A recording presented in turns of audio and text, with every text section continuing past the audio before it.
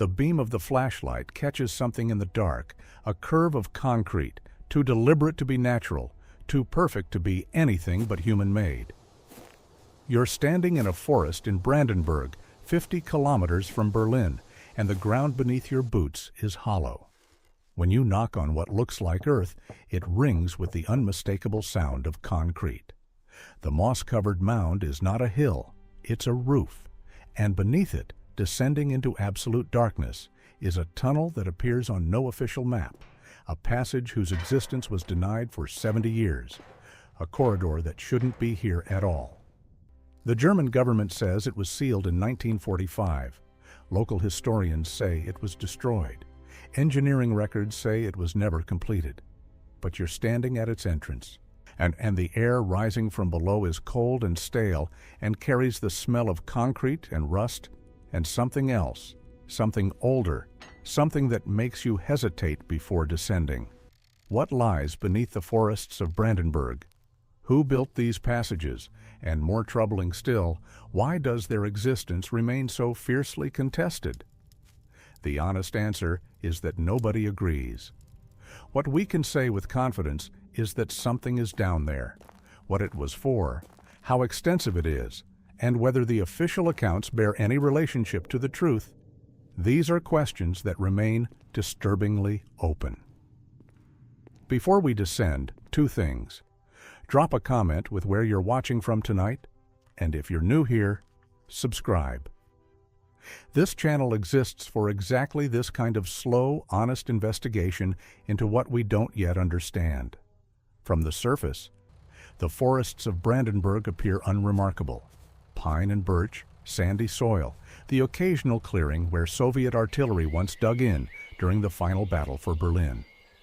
But beneath this quiet landscape lies a different geography entirely. One carved not by rivers and glaciers, but by labor and secrecy, and the particular madness of a regime that spent its final years burrowing into the earth. The deeper you look into the archival record, the more fragmented the picture becomes. Construction orders exist without completion reports. Blueprints reference facilities that were never officially built. Thousands of workers were deployed to sites that appear in no ledger.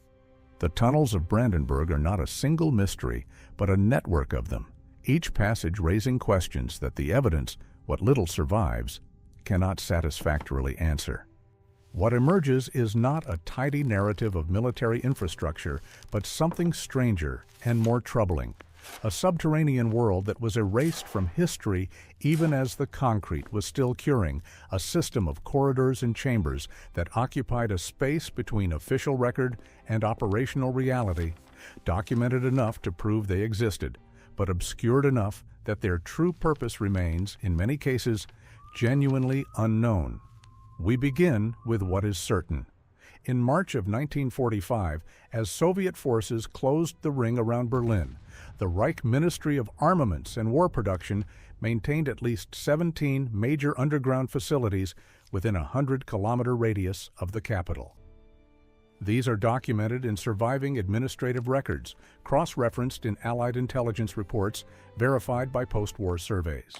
And they were not fantasies or propaganda. They were real, constructed over a period of roughly 4 years using forced labor from concentration camps, prisoners of war, and conscripted civilians.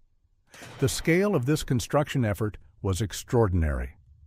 Between 1941 and 1945, an estimated 200,000 workers were engaged in underground facility construction across Germany, with the heaviest concentration in the regions surrounding Berlin, in Thuringia, and in the Alpine foothills of Bavaria. The facilities varied in function. Some were factories relocated underground to escape Allied bombing. Some were storage depots for weapons, fuel, and documents. Some were command centers designed to function as alternative headquarters if Berlin fell. And some, according to fragments of documentation and survivor testimony, were experimental sites, places where projects too sensitive or too strange for conventional facilities could proceed in absolute secrecy. The Brandenburg tunnels fall into this last category, and it is here that the certainty runs out. The most extensively documented site is the complex near Wunsdorf, approximately 30 kilometers south of Berlin. Wunsdorf was not a secret. It had been a military installation since the time of the Kaiser, and by 1943 it served as the headquarters of the Wehrmacht High Command, a sprawling campus of barracks, command buildings, communication centers, and bunkers. What was secret, or at least heavily restricted, was what lay beneath. Starting in 1943, our construction crews began excavating a network of tunnels and chambers directly under the headquarters complex. The official justification was protection from air raids. The facility, known as Maybach I and Maybach II, was to provide bomb-proof accommodations for command staff and secure space for communications equipment. The construction was managed by Organization Todt, the Reich's civil and military engineering group, using labor from the nearby Sachsenhausen concentration camp. The tunnels were substantial. Maybach I consisted of 3 parallel main corridors, each approximately 300 meters long, 2.8 meters wide, and 2.5 meters high, with smaller side passages connecting to individual chambers. The walls were reinforced concrete, 1 meter thick in places, lined with waterproofing and ventilation ducts. The electric lighting was installed throughout, along with telephone lines, water pipes, and forced air ventilation systems that could maintain breathable atmosphere even if the surface entrances were sealed. The complex was operational by early 1944 and functioned as intended until Soviet forces captured it on April 21, 1945. Soviet engineers surveyed the facility, removed usable equipment, and sealed the entrances with rubble. The tunnels remained sealed until 1994, when German authorities cleared one section for historical preservation. You can visit Maybach I today. It's a museum. The corridors are exactly as described in the construction documents, the chambers precisely where the blueprints indicated. There is no mystery about Maybach I. It is what it was said to be. But 8 kilometers to the west of Maybach, in a forested area between the villages of Zossen and Wunsdorf, there is another entrance. This one does not appear in the Maybach blueprints. It is not mentioned in the Organization Todt ledgers. It was not included in the Soviet survey reports. And yet it exists. A narrow concrete shaft, approximately 1 meter in diameter, descending vertically for 15 meters before opening into a horizontal passage. The shaft is camouflaged, covered by a concrete cap designed to resemble natural ground, reinforced with steel, and fitted with a drainage system that prevents water accumulation. The camouflage is sophisticated, not the hasty work of a retreating army, but deliberate construction, built to remain hidden indefinitely. When you descend the shaft, using the iron rungs embedded in the concrete, you emerge into a corridor that runs north-south, 2 meters wide, 2.3 meters high, walls of smooth concrete, floor slightly sloped for drainage. There is no lighting. There are no markings. The corridor extends for approximately 120 meters before branching into smaller passages. These passages lead to chambers, 8 in total, each roughly 3 meters by 4 meters.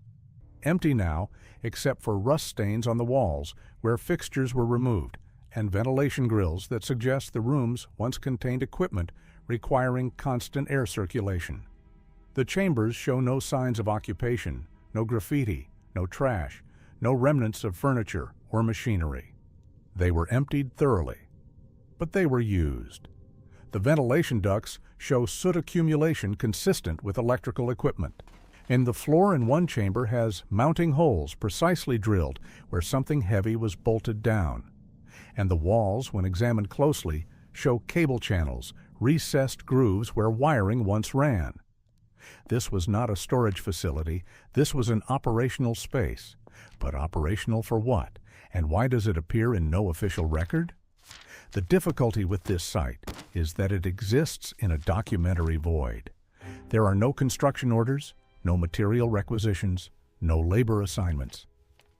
Organization Todt maintained meticulous records, and those records contain no reference to this facility. The Maybach documents describe only the main complex.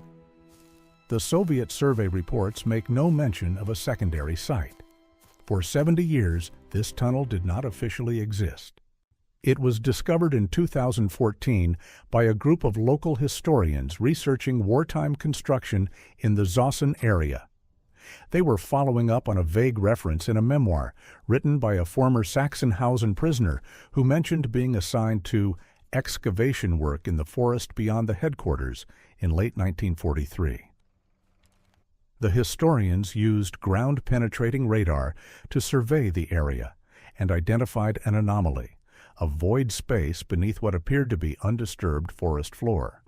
They obtained permission from the local forestry authority, cleared the camouflage cap, and descended. What they found was a tunnel in pristine condition, as if it had been sealed the day before, showing no signs of water damage, structural failure, or intrusion. The concrete was perfect. The metalwork, though rusted, was intact.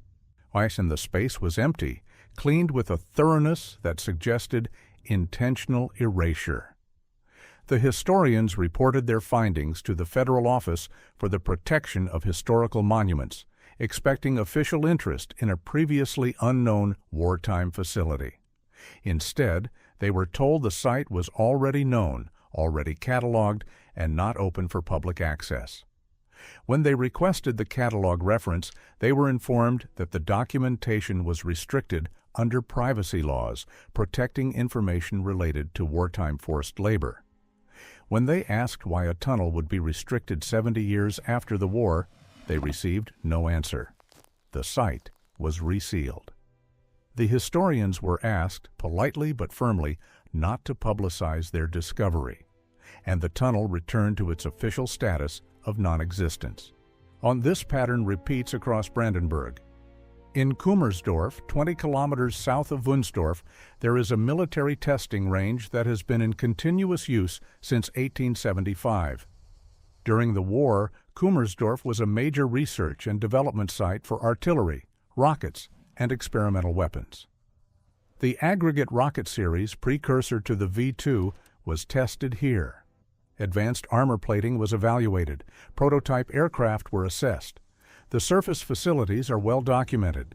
What's less clear is what happened underground. Survivor testimony from forced laborers at Kummersdorf describes extensive tunneling operations, beginning in 1942 and continuing until the final weeks of the war. Workers describe excavating chambers large enough to house factory equipment, installing rail lines for moving materials, and constructing reinforced spaces designed to withstand direct hits from heavy bombs. The work was conducted in multiple shifts around the clock, with different labor groups kept separate to prevent any single team from understanding the full scope of the construction. One survivor, interviewed in the 1980s, described working for 8 months on a project he called the Deep Room, a chamber excavated 60 meters below the surface, accessed by an elevator shaft large enough to hold machines the size of train cars. He did not know what the machines were. He was not allowed to see them installed. He only dug the space, poured the concrete, and was then transferred to a different site.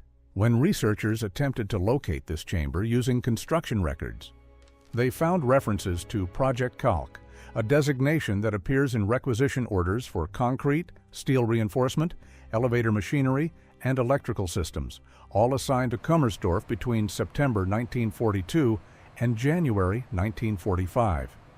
The quantities are substantial: 3,000 cubic meters of concrete, 14 tons of steel cable, ventilation equipment rated for deep shaft mining operations.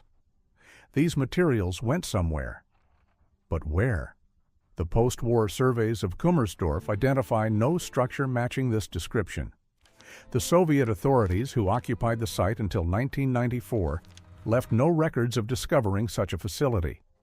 The modern German military, which still uses portions of Kummersdorf for testing, states that all underground structures at the site are accounted for and none match the survivor's description.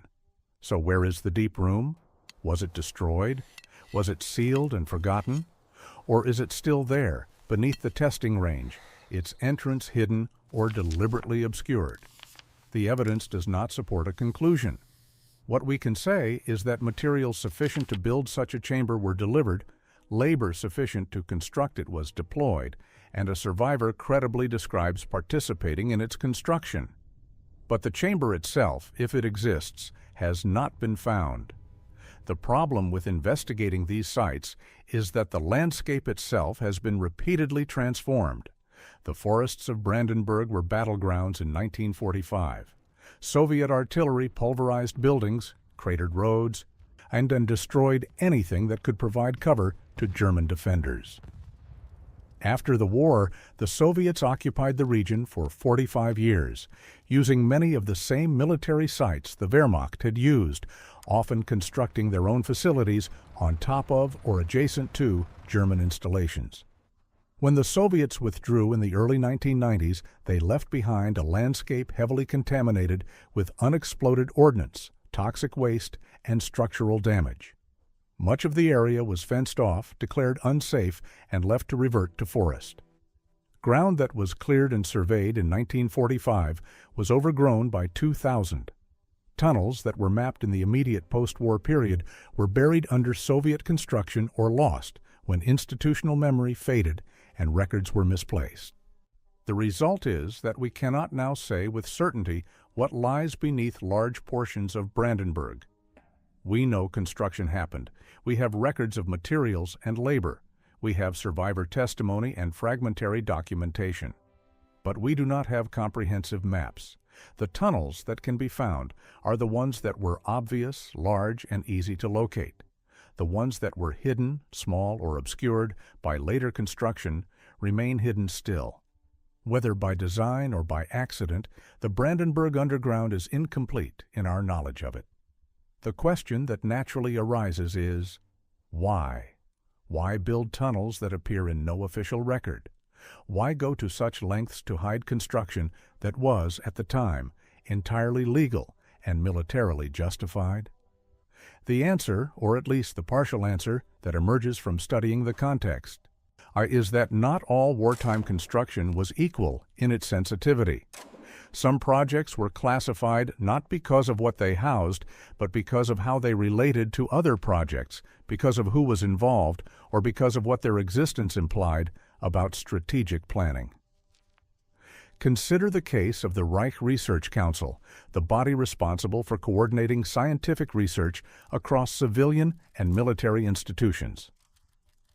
In 1942, the Council established a subcommittee focused on protective measures for critical research, tasked with identifying scientific projects that required hardened facilities due to their strategic importance. The committee's recommendations, portions of which survive in the Federal Archives, identified several research programs that needed to be relocated underground. These included aeronautics research, synthetic fuel development, advanced metallurgy, cryptographic research, and a category described only as special physics projects. The recommendations specified that these facilities should be constructed not at existing military installations where their presence might be noted by foreign intelligence, but at new sites, camouflaged, accessible only to authorized personnel, and documented using compartmentalized record-keeping that would prevent any single administrative body from knowing the full extent of the program. This was not paranoia.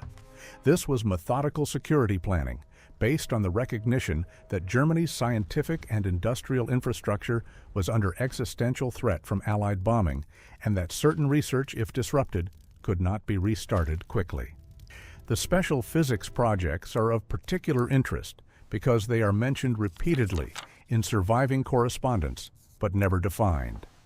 References appear in letters between research administrators, budget documents allocating funds for equipment and facilities related to Council priorities, and in a memo from Albert Speer, Minister of Armaments, authorizing the use of Organization Todt resources for special construction projects supporting Council objectives. But what were these projects? The conventional interpretation is that special physics was a euphemism for nuclear research, specifically the German atomic bomb program. This makes sense historically. Germany had a nuclear research program led by physicists like Werner Heisenberg, and there were efforts to develop reactor technology and isotope separation methods. But the German nuclear program was small, chronically underfunded, and by most accounts had abandoned any serious attempt to build a weapon by 1942. The research continued, but it was focused on reactor development for energy production, not weapons.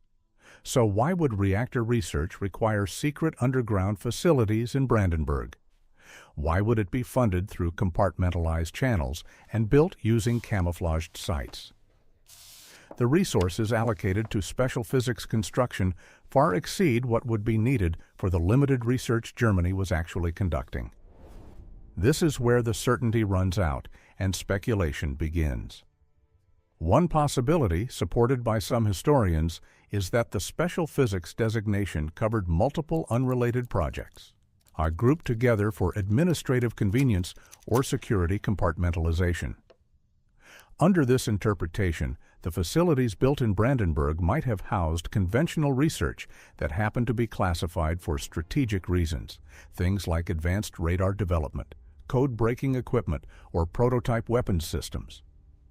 The camouflage and secrecy would reflect standard operational security, nothing more sinister than protecting valuable assets from air attack and espionage. This explanation is tidy and reasonable, and it accounts for most of the evidence. But it does not account for all of it. It does not explain the chamber at Kummersdorf, built deep enough to require mining-grade ventilation and large enough to house machinery of extraordinary size. It does not explain the secondary tunnel at Zossen, constructed with a level of camouflage that suggests the facility itself was meant to be deniable. And it does not explain a curious detail that appears in multiple survivor testimonies: the presence of lead lining in certain underground chambers. Lead is heavy, expensive, and difficult to work with. It is not used in standard construction, but it is used extensively and necessarily in facilities handling radioactive materials. 3 separate survivors, interviewed independently decades apart, describe working on chambers where lead sheeting was installed on walls, floors, and ceilings. One survivor, a metal worker conscripted from a Polish town, described the lead installation as thicker than anything I had seen, sheets rolled and fitted like armor plating. Another, a carpenter, mentioned being ordered to construct wooden frameworks to support lead panels, heavy enough that it took 4 men to lift a single sheet. The lead was not decorative, it was functional, and its presence suggests that whatever was intended for those chambers required radiation shielding. This does not prove a nuclear facility. Lead shielding is also used for X-ray equipment, certain types of industrial machinery, and experimental physics apparatus. But it narrows the possibilities considerably and raises the question of why such equipment would need to be housed in camouflaged underground facilities rather than conventional research laboratories.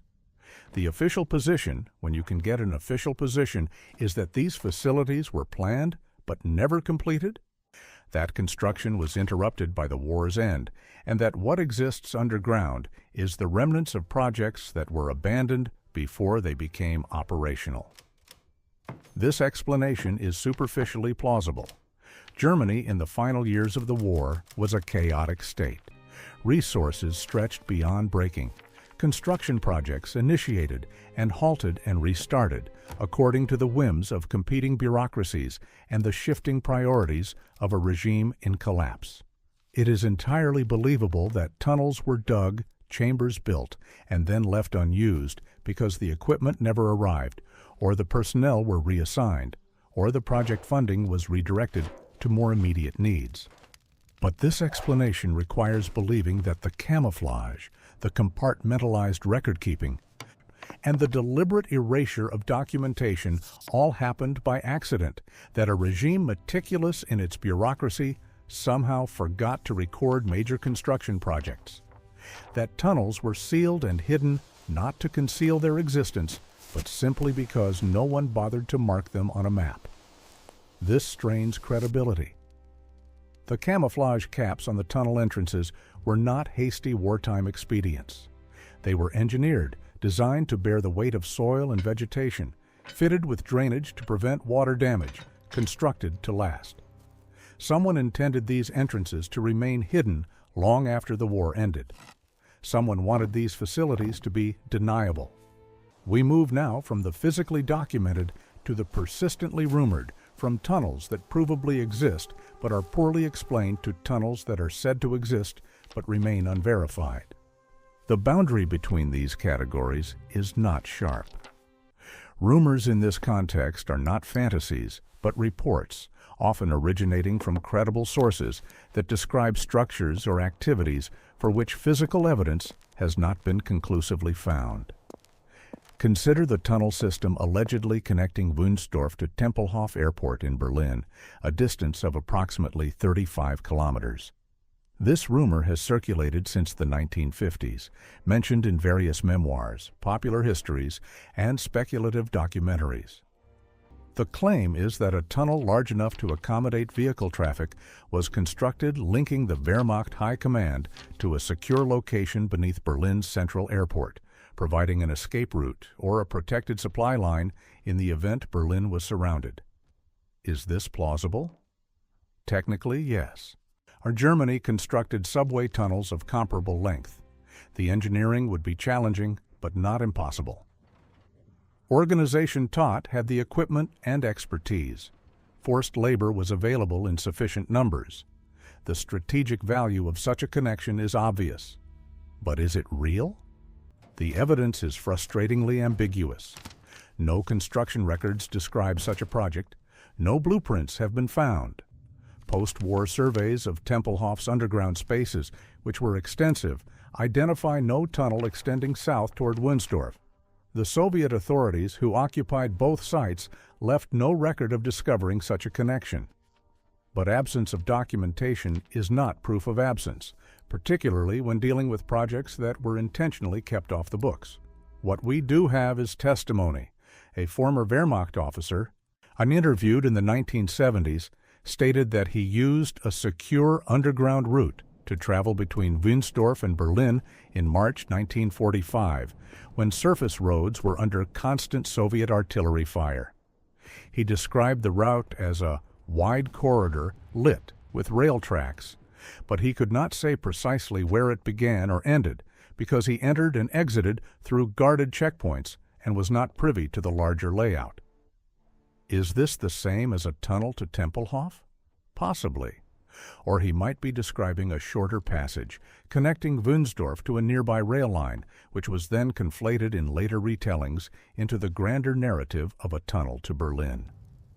Without physical evidence, we cannot say. The challenge for this theory is that a tunnel of this length would be extraordinarily difficult to hide. Even if the entrances were camouflaged and the construction records destroyed, the excavation itself would leave traces. 35 kilometers of tunnel requires removing hundreds of thousands of cubic meters of soil and rock. That material has to go somewhere. It cannot simply vanish. Conventional construction would pile excavated soil at the surface, creating mounds that would be visible for decades. The only way to avoid this is to transport the material elsewhere, which requires a massive logistics operation, trains or trucks moving continuously for months or years, an operation that would itself leave documentary and physical evidence. And yet we find no such evidence. The areas between Wunstorf and Berlin show no anomalous soil deposits, no signs of long-term excavation activity. Hide no traces of the infrastructure that would be necessary to support tunnel construction on this scale. Does this mean the tunnel doesn't exist? Not necessarily. It means that if it exists, the construction methods were extraordinarily sophisticated. The operation conducted with a level of secrecy and logistical coordination that exceeds what we normally associate with wartime engineering. And this brings us to an uncomfortable possibility, one that is difficult to evaluate because it exists at the intersection of documented capability and undocumented intent. The possibility that some of these tunnels were built not by conventional methods, but using techniques that left minimal surface traces. Techniques involving deep boring machines, directional drilling, or phased excavation that distributed spoil across multiple sites. Germany had access to such equipment. Deep boring technology existed, used in mining and civil engineering. Whether it was adapted for military tunneling is unclear.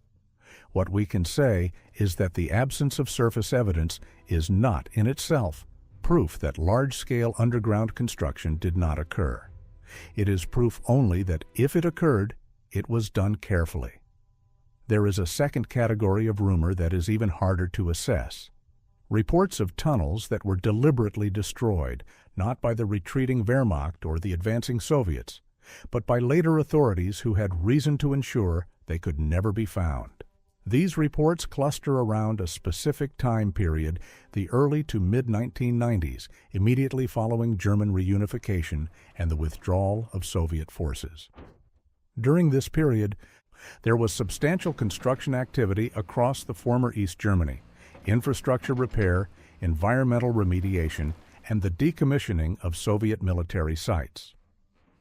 This activity provides plausible cover for covert demolition work, and several sources claim that certain tunnel systems were filled with concrete, collapsed using controlled explosives, or otherwise rendered inaccessible during this time. One account, published in a German engineering journal in 1997, describes a demolition contract issued by the Federal Office for Infrastructure and Environment for site remediation and hazard mitigation at a location near Zossen. The contract specified the use of deep injection techniques to stabilize subsurface voids, which is standard language for filling abandoned tunnels with grout or concrete to prevent collapse. But the quantities involved were unusual, far exceeding what would be needed for the known tunnels in the area. The contractor who fulfilled this job, interviewed years later, stated that the work involved accessing spaces far deeper than we expected, chambers that required specialized drilling equipment to reach. When asked what these chambers contained, he said they were empty by the time his crew arrived, cleaned and sealed, but the layout suggested something industrial, not military quarters or storage, but workspace. He was not told what the site had been used for, only that it needed to be permanently sealed. Was this one of the special physics sites? We cannot say. The location coordinates provided in the contract are vague, specifying only a general area, and subsequent attempts to identify the exact site have been unsuccessful. The land is now private property, forested, showing no surface signs of demolition work. If the chambers were filled, they were filled from below, accessed through existing tunnels that were themselves subsequently sealed. The result is that a facility described as substantial enough to require a major demolition contract has vanished, leaving no trace except a brief mention in a bureaucratic record and the recollection of a contractor who worked on it 3 decades ago. The question of why such efforts would be made to erase these sites depends on what you believe they contained. If they were conventional military facilities, storage bunkers, or command posts or factories, there is little reason for secrecy decades after the war. These would be historical sites, worthy of preservation or at least documentation. If they were sites related to forced labor or atrocities, there might be sensitivity about their existence, a desire to avoid turning them into pilgrimage sites for extremists or painful reminders for survivors. But forced labor sites are generally documented, not hidden. Germany has been relatively forthright about acknowledging this history. The secrecy around the Brandenburg tunnels feels different, less like shame and more like ongoing operational security, as if there remains something about these sites that cannot be publicly acknowledged. This leads to the more speculative theories, of the ones that are difficult to evaluate without straying into conjecture. One theory, advanced by a minority of researchers, is that some of these tunnels were connected to research programs that continued after the war, not under German auspices, but under Allied or Soviet control, programs that involved captured German scientists, seized equipment, and knowledge that the victorious powers had reason to exploit, but not to advertise. This would explain why certain facilities were sealed rather than demolished, why records were classified rather than destroyed, and why there remains, even now, resistance to fully disclosing what was built and where. Is there evidence for this? Fragmentary. We know that both the United States and the Soviet Union conducted extensive operations to capture German scientists and technical assets. Operation Paperclip brought German rocket scientists to America. The Soviets dismantled entire factories and transported them east. Both sides had intelligence units specifically tasked with locating and securing advanced research before the other side could. It is not implausible that certain underground facilities, if they contained valuable equipment or ongoing research, would have been quietly appropriated and either used in place or stripped and sealed. But proving this requires access to records that remain classified, and without such access, we are left with a theory that is consistent with the evidence but not confirmed by it. What we can say with confidence is that the tunnels that have been found, the ones that are documented and accessible, represent only a portion of what was built. The scale of construction, measured by material deliverables and labor deployment, exceeds what can be accounted for by the known sites. The camouflage and compartmentalization suggest intent to hide not just from wartime enemies, but from post-war discovery. And the pattern of selective disclosure, where some tunnels are preserved as museums while others are denied or sealed, suggests that the full story is still being managed, still subject to decisions made by authorities who have access to information we do not. This does not mean there is a grand conspiracy. It means there is incomplete transparency, which in historical research is common, but in this case is frustrating because the questions being asked are not about trivial details, but about substantial infrastructure, about the purpose and extent of construction that involved thousands of workers and left behind a physical legacy that endures beneath the ground, even as its history is obscured above it. Before we can understand what might have been in these tunnels, we need to understand what was technologically possible and organizationally feasible in the context of wartime Germany. The popular image of the Third Reich in its final years is of a state in collapse, resources exhausted, industry shattered by bombing, a regime reduced to arming children and conscripting the elderly in a futile defense against overwhelming enemies. This image is not wrong, but it is incomplete. Germany in 1944 was simultaneously collapsing and innovating, desperate and technically advanced, a state that could field jet aircraft and ballistic missiles even as its cities burned and its armies retreated. The context matters because it shapes what is plausible. When evaluating claims about secret tunnels, advanced research, or hidden facilities, we need to ask not just whether the evidence supports it, but whether the capability existed and whether the organizational structure could have sustained such projects in the chaos of late-war Germany. The answer, surprisingly, is yes. The regime that built Auschwitz and designed the V-2 rocket was capable of extraordinary logistical and technical feats, even under conditions that would have paralyzed less ruthlessly organized states. The tunnels of Brandenburg are products of this capability, and understanding them requires understanding the systems that created them. Organization Taut, the entity responsible for most military construction, was not a conventional engineering firm. It was a paramilitary organization with its own hierarchy, its own supply chains, and authority that superseded civilian governance in matters related to construction and infrastructure. At its peak, Organization Taut employed over 1.4 million workers, including skilled engineers, conscripted laborers, and prisoners from concentration camps. It built the Atlantic Wall, the fortifications along the French coast. It constructed the Autobahn system. It excavated the underground factories at Mittelwerk, where V-2 rockets were assembled by slave labor in conditions that killed thousands. Organization Taut was capable of building tunnels. The technical challenges, ventilation, waterproofing, structural integrity, were well within its expertise. The labor was available. The materials, concrete and steel, were prioritized for military construction even as civilian infrastructure crumbled.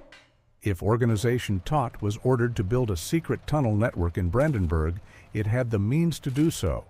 The question is not whether it could have been done, but whether it was and what it was for. The organizational structure of the regime also supported compartmentalization. Different agencies operated in parallel, often in competition, with minimal coordination.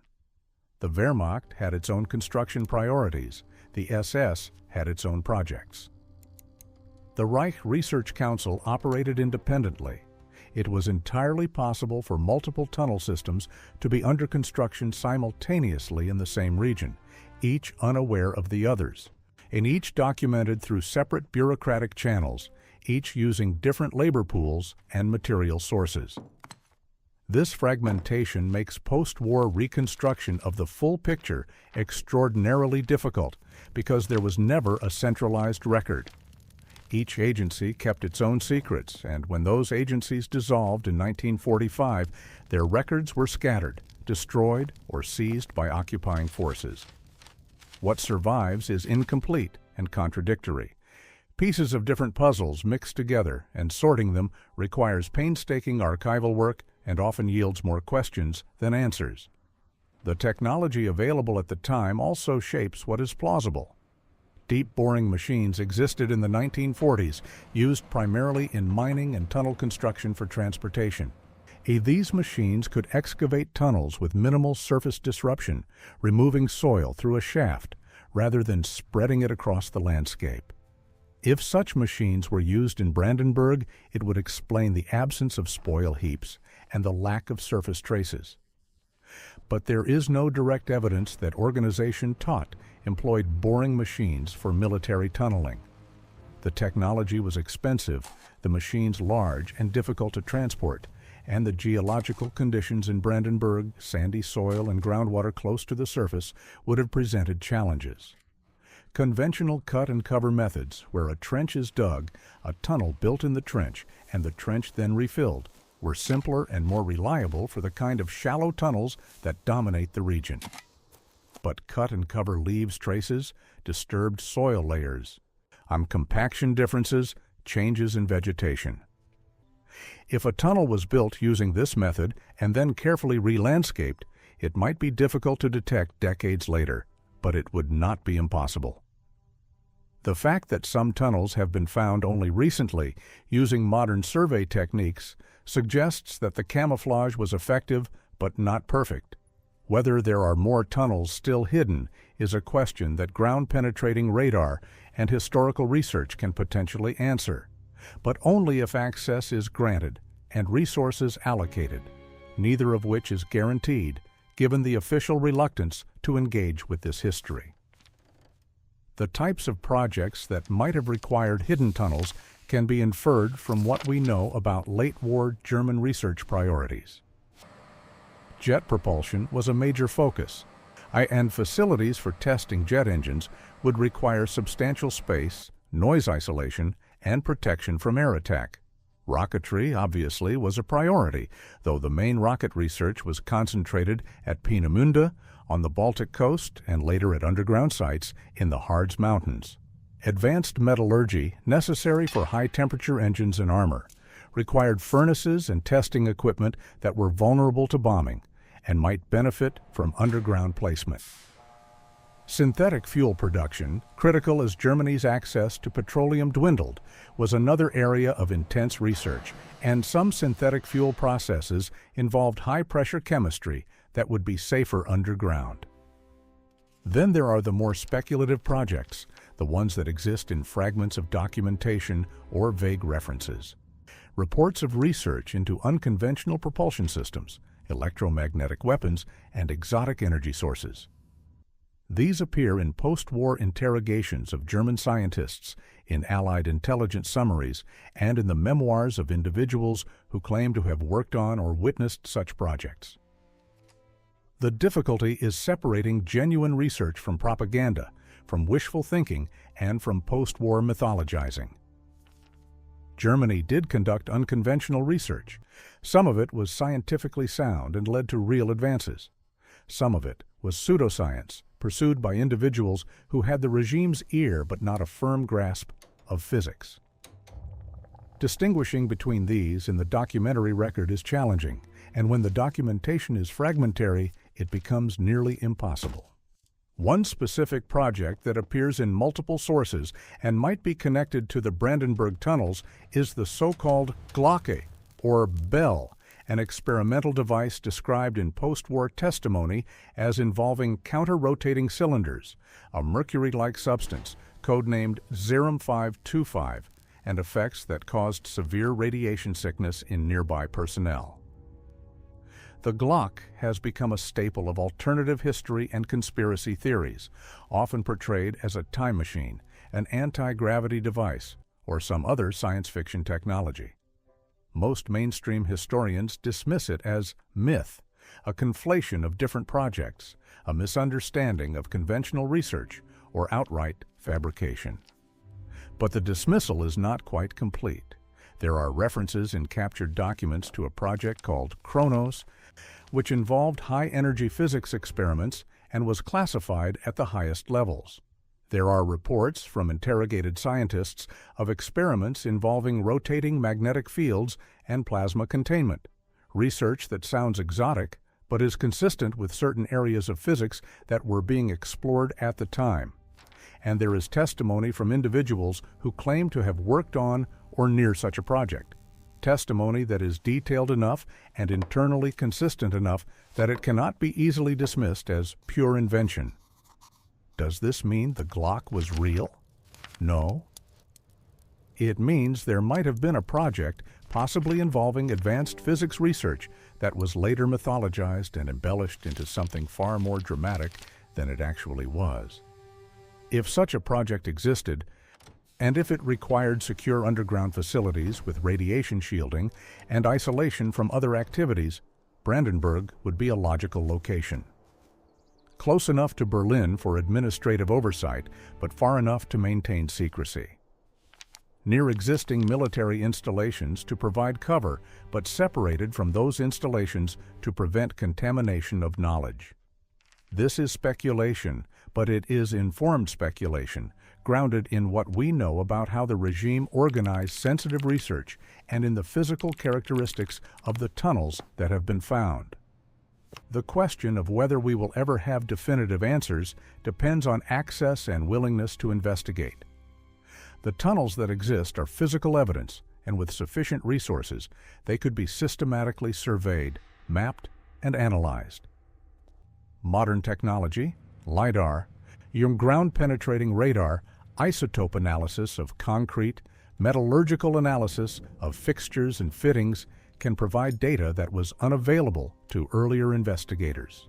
We could, in principle, determine when these tunnels were built, what materials were used, whether radiation is present in levels suggesting nuclear or exotic physics research, and whether the layout is consistent with specific types of activities.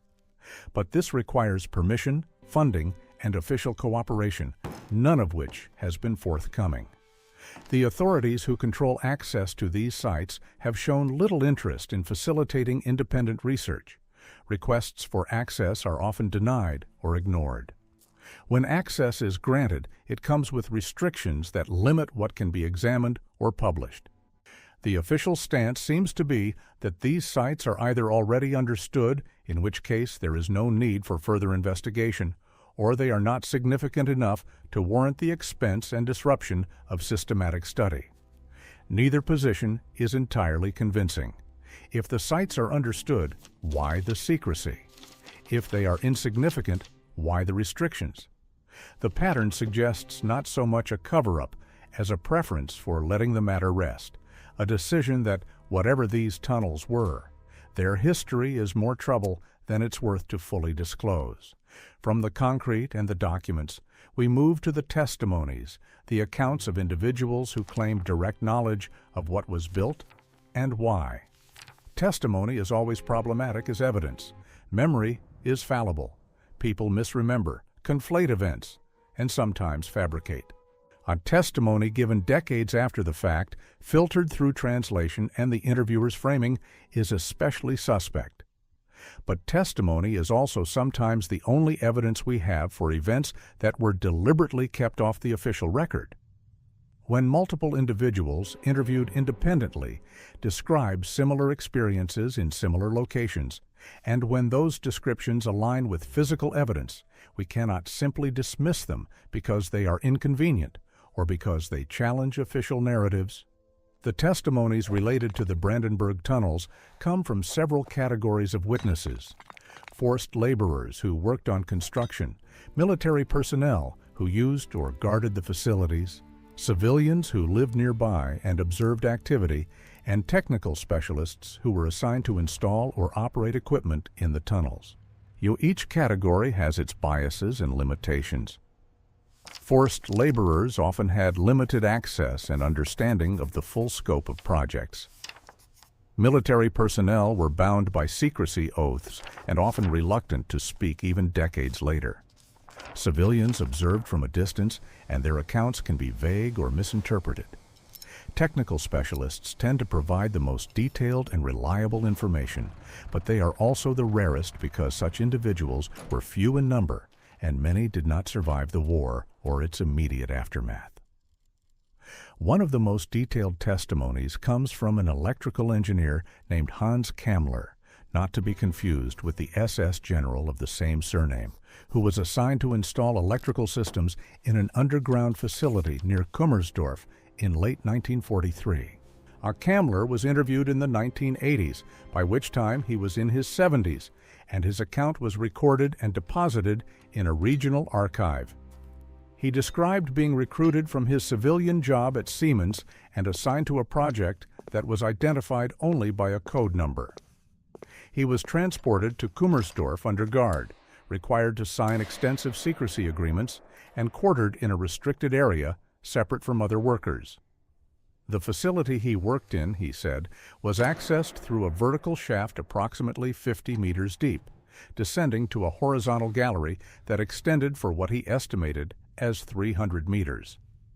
Off this gallery were side chambers, 6 that he personally worked in, though he believed there were more. Each chamber was approximately 10 meters by 10 meters, with ceilings 4 meters high, and walls of reinforced concrete, and floors that were level and covered with a rubberized material for insulation. His job was to install high-capacity electrical conduits, switchgear rated for industrial loads, and a dedicated generator room that housed 2 diesel generators, each capable of producing 500 kilowatts. The generators were installed in a separate chamber isolated from the main gallery, with exhaust vented through a complex filtration system that Kammler described as over-engineered, far more elaborate than needed for diesel exhaust. He asked his supervisor why the filtration was so extensive and was told it was to prevent any emissions from being detected at the surface. Kammler also described seeing lead sheeting being installed in one of the chambers, work performed by a different crew after his electrical installation was complete. He did not know what the chamber was for, only that the lead was thick, the installation precise, and that the workers wore protective clothing that was unusual for construction labor. Kammler left the site in January 1944 when his contract ended and was reassigned to a different Siemens project. He never learned what the facility was used for. His security clearance prohibited him from asking questions or discussing the work with anyone outside the project. Years later, after the war, he attempted to locate the site, but the area was in the Soviet occupation zone and inaccessible. By the time he could visit in the 1990s, the landscape had changed, and he could not identify the location with certainty. His testimony provides specific technical details, generator capacity, conduit sizes, chamber dimensions that are consistent with the requirements of a high-energy research or industrial facility. It does not prove what the facility was for, but it narrows the range of possibilities. Another testimony from a different perspective comes from a former Red Army engineer who participated in the survey of captured facilities around Berlin in May 1945. This individual, interviewed for a Russian military history project in the 2000s, described entering a tunnel complex south of Berlin. He did not specify the exact location, but the description matches the Zossen area. That was unlike anything we had seen. Most German bunkers and tunnels, he said, were functional but crude. He built quickly with whatever materials were available. This site was different. The construction was precise, the concrete smooth and uniform, the layout methodical. The main corridor was wide enough for vehicles, with rail tracks embedded in the floor. Off the main corridor were chambers, some empty, some containing equipment that had been destroyed or removed, but the mounting points and cable runs indicated heavy machinery. What struck him most was the ventilation system, far more sophisticated than needed for a simple bunker, with multiple redundant air intakes, filtration stages, and pressure regulation that suggested the space was designed to maintain precise environmental conditions. His unit photographed the site and compiled a report which was forwarded to Soviet intelligence. He never saw the final report and did not know what conclusions were drawn. When asked if he thought the site was unusual enough to warrant special attention, he said, "Yes, absolutely. It stood out among dozens of other captured facilities as something built for a specific and sensitive purpose." This testimony aligns with the physical characteristics of the secondary tunnel at Zossen, the one not included in official records, suggesting that Soviet authorities were aware of it, investigated it, and chose not to publicize their findings. A third category of testimony comes from civilians, and here the accounts become more fragmented and harder to verify. Multiple residents of villages near Kummersdorf and Zossen, interviewed at various times over the past 70 years, describe heavy truck traffic during the war, convoys moving at night. He always under guard, always heading toward the forests. They describe hearing machinery operating underground, a constant low hum that was audible on quiet nights, vibrations that could be felt in the ground. They describe areas of forest that were fenced off, patrolled by guards with dogs, marked with signs warning of military zones and prohibiting entry. After the war, these areas were taken over by Soviet forces and remained restricted. Some civilians describe attempting to explore these sites after the Soviet withdrawal and finding concrete structures, sealed shafts, metal doors rusted shut. They describe a sense of unease, a feeling that the sites were not just abandoned, but deliberately left to be forgotten. These testimonies are vague, are lacking the technical detail of Kammler's account, or the observational rigor of the Soviet engineer's report. But they provide context. They confirm that something significant was happening in these forests, that it involved construction and activity on a scale that could not be entirely hidden from local populations, and that the sites remain in some form beneath the ground. The difficulty with testimony is knowing what weight to give it. Kammler's account is detailed and technically coherent, but it is from one person, recalling events 40 years prior, without supporting documentation. The Soviet engineer's account is credible but vague on location and lacks photographic or documentary evidence from the survey he describes. The civilian accounts are numerous but impressionistic, are subject to the distortions of memory and the influence of later stories and speculation.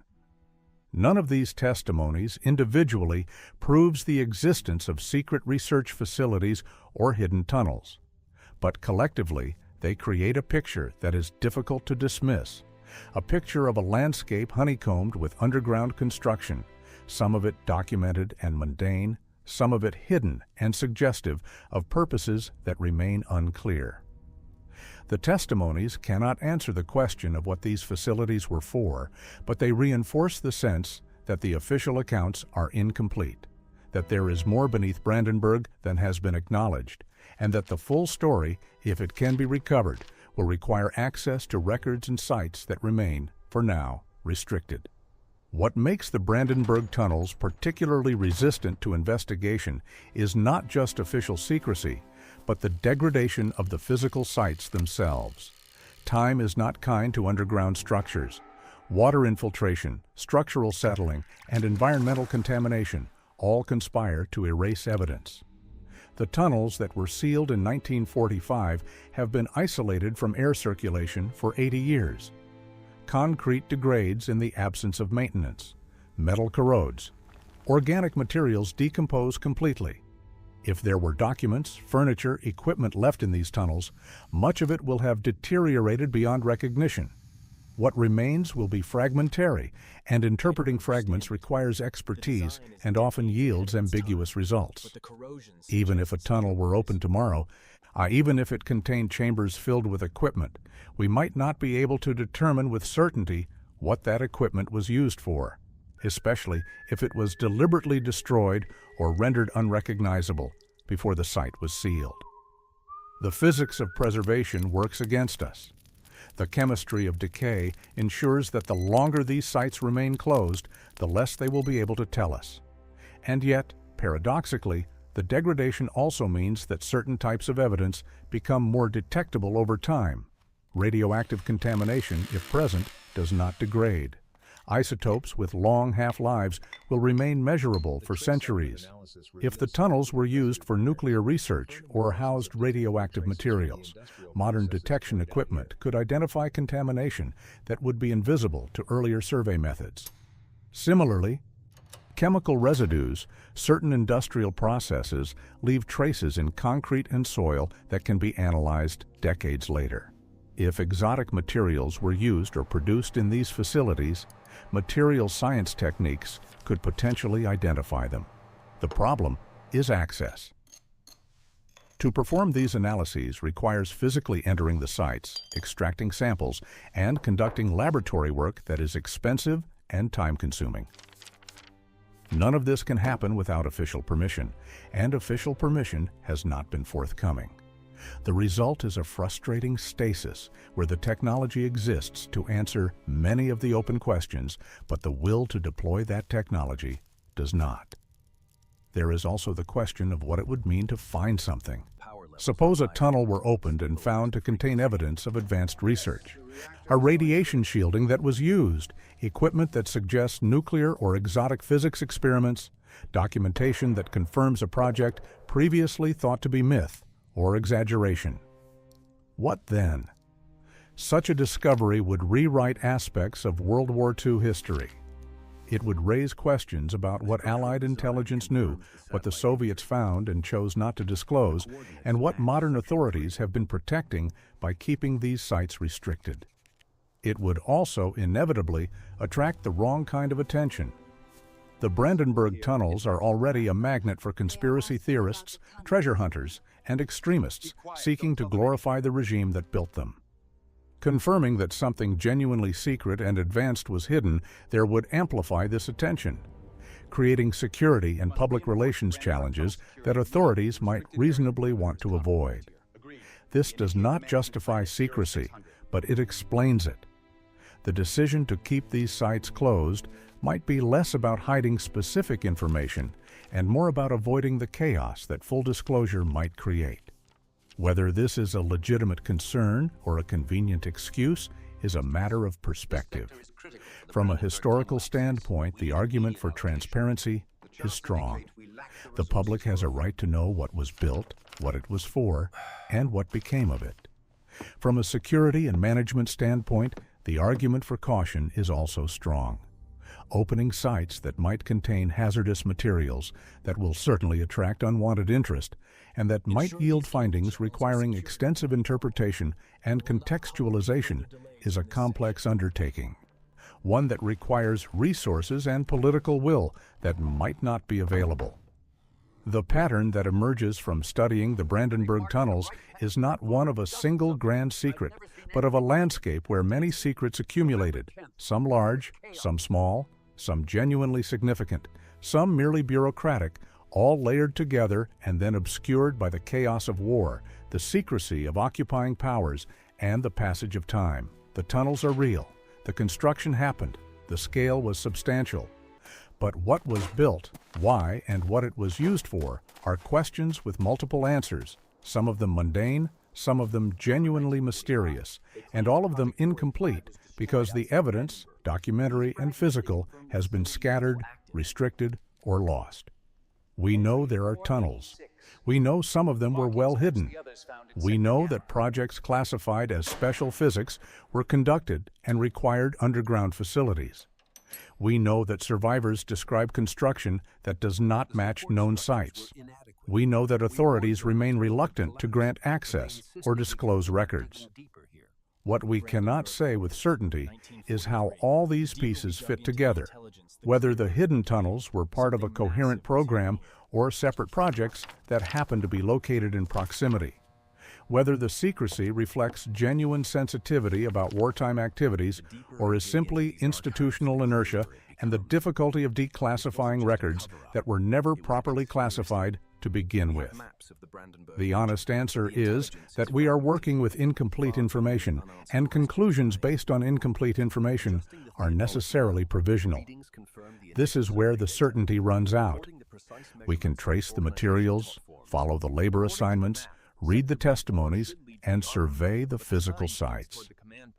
We can establish that tunnels exist, that some of them are documented and others are not, that construction happened on a scale larger than the official record acknowledges, and that the purposes of some facilities remain unclear. But we cannot, from this evidence alone, prove what the hidden tunnels contained or why they were hidden.